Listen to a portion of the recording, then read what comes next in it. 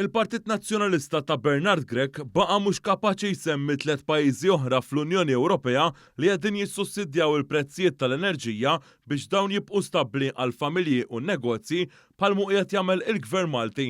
Meta mistoqsim il-ġurnalista One News jekk jaf x'issemmi 3 pajjiżi apparti pajjiżna li sussidja il-kontijiet tad-dawl, id-Deputat Nazzjonalista Chris Said għalilna li hemm pajjiżi li jagħmlu dan imma ma setax isemmilna il-pajjiżi. Tistgħu issemmu li 3 pajjiżi apparti Malta li żammew il-prezzijiet tal-enerġija stabbli? Hemm pajjiżi oħra li jagħmluhom mhux se nkun nista' nsemmihomlok hekk hawnhekk. F'perjodu ta' sentej bejn is-sena li għaddiet u din is-sena, il-Gvern immexxi mill-Prim Ministru Robert Abela se jkun investa madwar biljun euro biex il-prezzijiet tal-enerġija għal familji u negozji jibqgħu stabbli f'dan il-perjodu kriżi internazzjonali bla preċedent. Waqt l-istess konferenz tal-aħbarijiet, id-Deputat Chris Said sostna li mhux jaqbel biss mal-Kap Bernard Grech meta sostna li s-sussidju tal-enerġija mhux sostenibbli, imma wkoll li Bernard Grech għandu raġun meta jgħid li l-għajnuna tal-Gvern biex il-kontijiet tad-dawl ma jolgħux għal familji u negozji għandha issa tinqata'. Bernard Grech qal li l-għajnuna fl-enerġija mhix sostenibbli. Taqblu miegħu? Bernard Grech kellu raġun.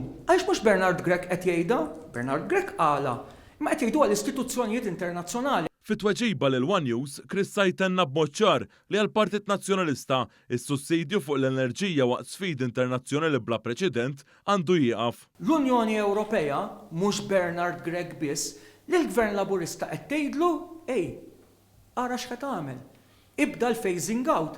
Sa ftit ta' xurilu, għal darba darbtej il-Kap Nazzjonalista Bernard Grech għal il-prezzijiet tal-enerġija jibqgħu stabbli mhux l-aktar għażla sostenibbli, waqt li anke qal li bħalma ġara fi żmien Gvern ta' Gonzi Pien iħalli is-suq u jitfa' il-pis tal-prezzijiet tal-elettriku fuq in-nies. Li tibqa' tissussidja l-enerġija żgur li mhijiex l-aktar għażla sostenibbli. L-Ewropa qed naraw li l-prezzijiet tal-elettriku l-fuel qed jolew hawn kriżi tal-enerġija u l-gass. Kemm inti mħasseb dwar dan?